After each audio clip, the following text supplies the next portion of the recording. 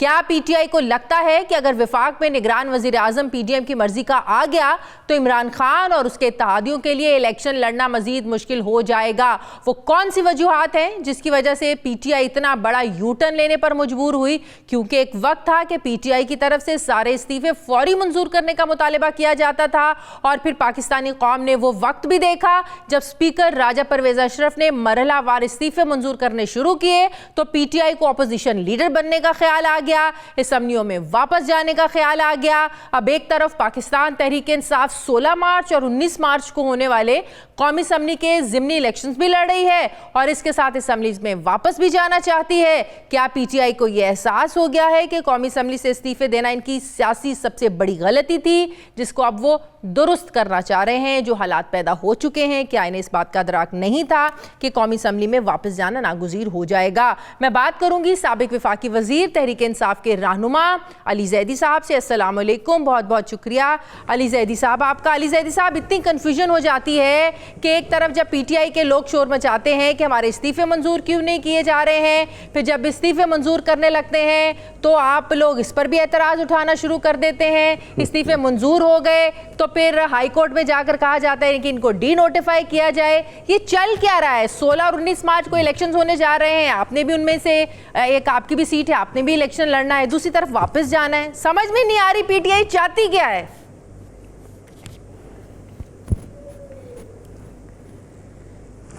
इतनी लंबी माशाल्लाह शाज़ी आपने तमीज़ बांधी है, इतनी कंफ्यूजन वाली, और मैं कई दफ़ा ये एक्सप्लेन कर चुका हूँ टीवी पे। मैं दोबारा नाजरीन को असल में बाय द वे ये भी बता दूँ कि विद ड्यू रिस्पेक्ट पाकिस्तान की आवाम को समझ आ गया। आज ये प्रोग्राम सिर्फ आपको समझाने के लिए कर लेते हैं, ठीक है? नहीं, पाकिस्तान की आवाम को तो समझ नहीं आया है। आराम से तहम्मुल से बात समझें।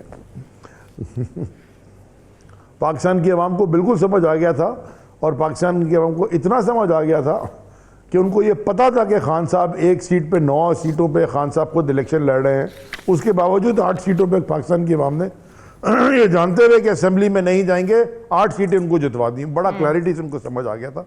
मैं आपको भी समझा देता हूँ, जरा पहले समझ लें, आराम से सुन लें, चाय पिए और समझें। हाँ, हमने जब ये रजीम चेंज ऑपरेशन हुई जिसका बाजवा साहब अपने दोस्त के थ्रू मीडिया में आजकल बता रहे हैं कि उनका क्या रोल था, अखबार वो लिखते रहते हैं, वो उनके दोस्त जावेद चौधरी साहब, कल भी कुछ उन्होंने लिखा। हमें इसकी समझ आ गई पड़ी थी पूरी, और हमने इस रजीम चेंज ऑपरेशन का हिस्सा बनना ही नहीं था।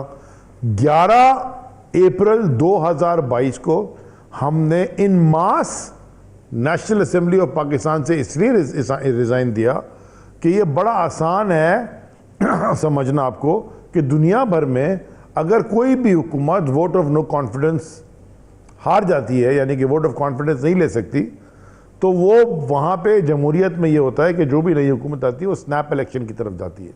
हमें इस बात का बखूबी इल्म था और हमारा अंदाज़ा भी था, जो कि सही निकला, कि ये हजरात जो कि गाड़ी की डिक्की में छुप छुप के मिलने जाते थे और वो वज़ीर आज़म बन गए हैं, हमें इस बात का बखूबी इल्म था कि ये शायद ये काम ना करें। तो हमने इलेक्शंस को फोर्स करने के लिए और अपना क्लैरिटी से अवाम को बताने के लिए कि हम इस सिस्टम का हिस्सा नहीं है, हमने 10-11 महीने पहले इस्तीफ़ा दे दिया। इनका काम था कि इस्तीफ़े एक्सेप्ट करते और इस्तीफ़े एक्सेप्ट करके इलेक्शन कॉल करते। अगर जनरल इलेक्शन नहीं कॉल किया, जनरल इलेक्शन तो मैं अब नहीं चाहता, आम इंतखाबात, अगर ये काम अवामी इंतखाबात कॉल नहीं करते तो ये कम से कम इन 126 सीटों के ऊपर इलेक्शन कराते, पूरे मुल्क में एक इलेक्शन का समा बन जाता। चलिए, ये तो आपकी एक ख्वाहिश है ना कि वो ये करते, वो ये करते, वो अब आप लोगों के कहने पे तो नहीं करना था ना उन्होंने। अगर आप लोगों को इतना अंदाजा था, सुने ना, अगर आपको इतना अंदाजा था कि नए इलेक्शंस नहीं कराएंगे तो फिर आपको इस प्लेटफॉर्म पे रह के आवाम के लिए लड़ना चाहिए था। नैब कवानीन जब मंजूर हो रहे थे, जो आप लोग कहते हैं कि उन्होंने अपने हक के लिए सब कुछ कर लिया, उसको आपको अपोज करना चाहिए था। आपको अपोजिशन में रहते हुए इनको टफ टाइम देना चाहिए था। अभी आप लोग किस लिए फाइट कर रहे हैं? क्योंकि आप लोगों को पता है निगरान सेटअप आना है, तो हमारी जाहिर है उसमें शमूलियत जरूरी है। अब आप लोग अपना अपोजिशन लीडर लेके आना चाहते हैं, तो सब कुछ चीजें रिवर्स हो रही है ना। जो काम आपको पहले करना चाहिए था वो आप लोग अब करने जा रहे हैं। डिफरेंस ये है। अगर मैं अगर मैं अपनी बात इख्तिताम तक पहुंचा देता, ख़त्म कर लेता, तो शायद आपको आपके इस अगले सवाल का जवाब मिल जाता। जी। एक्सपोज हो गए ये कि ये कॉन्स्टिट्यूशनल के ख़िलाफ़ काम कर रहे हैं, इन्होंने वायलेशन की कॉन्स्टिट्यूशन की, इलेक्शन ना करवा के। उसके बाद हमने कहा कि भाई ये इलेक्शन नहीं करवा रहे। जब हम गए वहाँ के ये इलेक्शन करवाएं, फिर नहीं कराए। फिर हमने इनको कहा कि अच्छा, फिर पंजाब में इन्होंने बाई इलेक्शन करा दिए। पंजाब में हम बाई इलेक्शन जीत गए, यानी कि मेजॉरिटी सीट जीत गए। उसके बाद पंजाब में हमारी हुकूमत आ गई। KPK में ऑलरेडी हमारी हुकूमत थी, गिलगित बल्तिस्तान में और आज़ाद कश्मीर में हुकूमत है।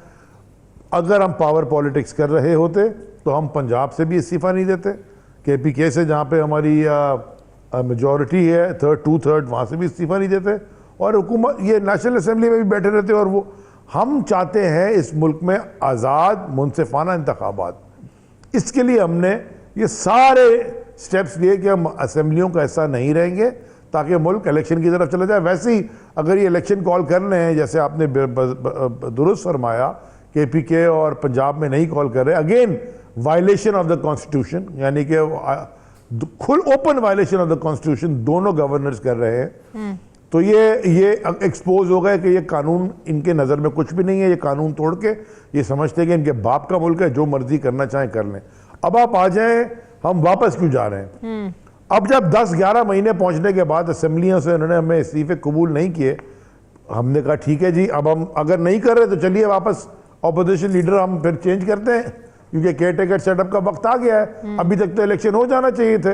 अगर ये केयर टेकर सेटअप आएगा तो उसका निगरान वजीर आजम सारा ऑपोजिशन लीडर के साथ बनाना है।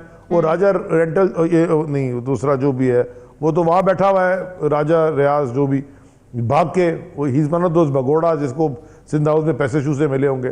सो देयरफॉर अब हमने जब वापस जाने की बात की, ओ ये डर गए। इन्होंने कहा जल्दी जल्दी इस्तीफे मंजूर करो। अब आप मुझे बताइए, ये जो असेंबली के स्पीकर साहब हैं, इनका रिटन खत है, मेरे पास भी आया हुआ है कि भाई साहब जब तक आप आके प्रेजेंट नहीं होंगे मैं असेंबली के इस्तीफे एक्सेप्ट नहीं करूंगा। अच्छा जी, हम तो प्रेजेंट नहीं हुए, अब हम जब जा रहे हैं तो ये इस्तीफे एक्सेप्ट कर लें। और आप मजे की बात सुने, लास्ट मेरा पॉइंट, इस्तीफे जो एक्सेप्ट किए हैं इन्होंने, कम से कम हमारे 33 का, जिनका 16 तारीख को इलेक्शन है मार्च की, उसमें लिखा हुआ है आपने इस्तीफा दिया था अप्रैल 11 को और आपका इस्तीफा उसी डेट से एक्सेप्ट हो गया है। अच्छा जी, खत की डेट है जनवरी 17, 2023। तो फिर इन्होंने कॉन्स्टिट्यूशन की वायलेशन की है कि अगर आपने उसी रेट से एक्सेप्ट करना था तो 45 दिन तक आप एक बात बताएं अली ज़ैदी साहब, आप ये सब सारी एक्सरसाइज इसलिए ना कि आपको लगता है कि अब निगरान सेटअप का वक्त आ गया, इसलिए आप लोग वापस जाना चाहते हैं। जिस सूबे में आपकी पंजाब में हुकूमत थी, वहां आप लोग अपनी मर्जी के निगरान सेटअप के लिए वहां तो कुछ कर नहीं पाए आप लोग। वहां तो आप लोगों की अपनी हुकूमत थी, अपना वज़ीर आला था, अपना सारा सिस्टम था, अपनी सारी मिशन, वहां आप लोग कुछ कर नहीं पाए। विफाक में जहां PDM वाले बैठे हुए हैं, वहां आप लोग कैसे निगरान सेटअप से इतनी उम्मीदें लगाए बैठे हैं कि आप लोगों की इनपुट होगी, आप लोगों की सुनी जाएगी। जहां हुकूमत थी वहां सुनी नहीं गई आप लोगों की, यहाँ कैसे सुनेंगे आप लोगों की? आपको शायद मेरे ख्याल में मैं आप समझना नहीं चाह रही हैं, शायद मैं समझा नहीं पाया, हो सकता है, क्योंकि आप काफ़ी इंटेलिजेंट हैं, मुझसे तो कम से कम ज़्यादा ही हैं। मैं और दोबारा समझा देता हूँ आपको।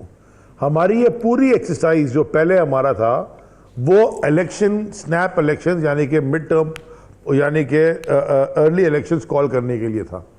जब ये नहीं कर रहे early election call, strategy different होती है। यानी कि अगर मैंने लाहौर जाना है और अगर मोटरवे बंद है तो मैं वहाँ से उतर के GT रोड से चला जाऊँ तो आप बोलेंगे ओह आपने तो यूटर्न ले लिया, आपको तो मोटर में से जाना चाहिए था, आप GT रोड से क्यों जा रहे हैं? लेकिन आप तो भी खुद ही तो कह रहे हैं कि आपको पता था ये इलेक्शन नहीं कराएंगे, आपको तो पता था ये इलेक्शन नहीं कराएंगे। हमें इसीलिए तो हमने इस्तीफा दिया कि हम फोर्स करें इलेक्शन, और उसके बावजूद अगर उन्होंने कॉन्स्टिट्यूशन की वायलेशन की, इनको कानून के सामने आज नहीं तो कल नहीं तो परसों कभी ना कभी तो जवाब देना होगा ना। तो बच के कहां जाएंगे ये? तो जो पंजाब है, KPK है, आप बादियों नजर अवाम अल्हम्दुलिल्लाह इस वक्त खड़ी हुई है इमरान खान के साथ। अवाम अल्हम्दुलिल्लाह इमरान खान साहब के साथ और तहरीक इंसाफ के साथ। Majority of the population of Pakistan, यानी कि बहुत 90% बहुत थोड़ी सी रह गई है जो नहीं है, बाकी सब खान साहब के साथ खड़े हुए, जो सारी दुनिया को पता है। अब देखिए ना, पंजाब और केपीके में जो इलेक्शंस होने हैं, अब बादियों नजर में तो नहीं लग रहा कि 90 रोज में हो जाएंगे। अब वजारत दिफा कह रहा है जी फौज और पैरामिलिट्री फोर्सेस की तैनाती ये भी मुश्किल है, ये भी नहीं हो सकती। वजारत खजाना ने पैसे देने से इनकार कर दिया है। वजारत कानून कह रही है कि जुडिशल अफसरान की कमी है। इलेक्शन कमीशन का पहले ही हमें मूड नहीं लग रहा था। चीफ सेक्रेटरी पंजाब कहते हैं कि रमजान और इससे पहले जितने भी इंतजामी अफसरान है ना, वो तो कीमतें कंट्रोल करने में लगे होंगे। तो इतने उज़र हमारे सामने ये विफाकी हुकूमत दे चुकी है कि अब वाकई लग रहा है 90 क्या 180 दिनों में भी इलेक्शंस होते हुए नजर नहीं आ रहे हैं। Article 220 constitution of Pakistan, executive authority to assist commission, it shall be the duty of all executive authorities in the federation and in the provinces to assist the commissioner and the election commission in the discharge of his or their functions. Violation कर रहे हैं ये बातें करके। Article 245(1), the armed forces under the direction of the federal government will defend Pakistan against external aggression or threat of war and subject to law act in the aid of civil powers when called upon to do so. अब मैं इसके आगे क्या बोलूं, मैंने कुछ भी नहीं किया, सिर्फ आइन के 2 आर्टिकल पढ़े हैं। अब जो ये कह रहा है ना, जो वो कानून की और आइन की वायलेशन